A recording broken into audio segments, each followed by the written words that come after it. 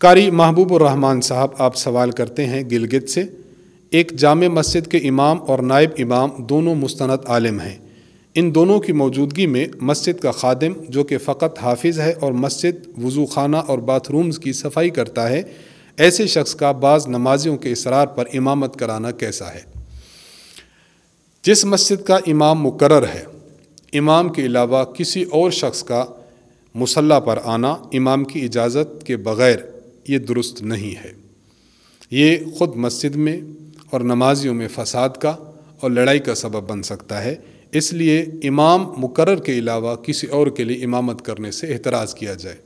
ہاں، اگر امام صاحب خود پیشکش کرتے ہیں، کسی کو کوئی عالم آ جاتے ہیں، کوئی بزرگ تشریف لاتے ہیں اور امام صاحب خود ان کو کہتے ہیں کہ مصلی کی امامت کیجئے، تو اس کی تو گنجائش ہے، لیکن امام کی موجودگی میں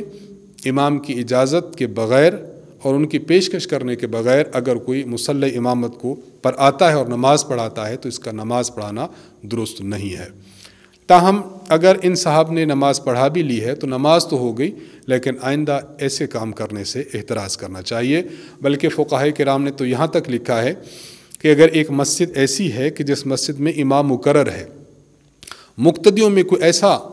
بندہ آ گیا کہ جو امام سے بڑھ کر عالم ہے، تب بھی مسجد کی امامت کا حق یہ امام صاحب کا ہے جو وہاں پر مقرر ہیں۔ امام صاحب خود ان کو آگے کر دیں تو الگ بات ہے، وگرنہ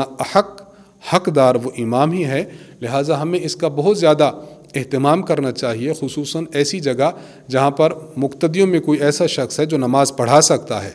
تو ایسے شخص امام کے موجودگی میں بھی بلا وجہ مصلی پر آ جاتے ہیں تو انہیں امام کی اہمیت کا خیال رکھنا چاہیے اور اس مسئلہ کی نزاکت کا بھی خیال رکھنا چاہیے کہ حقدار کو اس کا حق دیا جائے، مقرر امام کو مصلی دیا جائے، اس کے علاوہ امامت کرنے، نماز پڑھانے سے احتراز کیا جائے۔